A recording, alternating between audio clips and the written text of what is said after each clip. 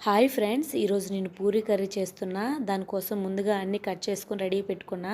Stove on చేసి pan పెట్టి ప్యాన్లో కొంచెం ఆయిల్ వేసి అందులో ఆవాలు, జీలకర్ర, శనగపప్పు, మినపప్పు వేసుకొని దోరగా వేగించుకోవాలి. ఇవి వేగినాక అందులో ఉల్లిపాయలు, పచ్చిమిర్చి చీలికలు, కరివేపాకు వేసి వాటిని నిదానంగా వేగించుకోవాలి.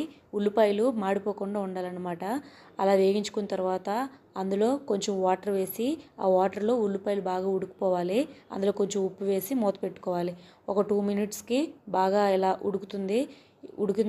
ఉడికిన దాంట్లో మనం ముందుగా కలిపి పెట్టుకున్న శనగపిండిని ఇందులో వేసుకోవాలి. శనగపిండి వాటర్ని నేను ఇక్కడ 3 స్పూన్స్ తీసుకున్నాను. అది అందులో పసుపు వేసి కంటిన్యూస్ కలపాలి, లేకపోతే ఉండగట్టేస్తుంది. ఇలా బాగా ఉడికిన తర్వాత అందులో ముందుగా ఉడకబెట్టి పెట్టుకున్న బంగాళదుంపల ముక్కలను వేసుకొని కలుపుకొని అందులో కొంచెం అల్లం తరుగు, గరం మసాలా వేసి మూత పెట్టుకోవాలి. ఒక 3 మినిట్స్ తర్వాత ఇలా బాగా ఉడుకుతుంది. ఒకసారి కలిపేసి ఆఫ్ చేసుకోవడమే. చాలా బాగుంటుంది పూరీకి, చపాతీకి. అంతే ఈ వీడియో.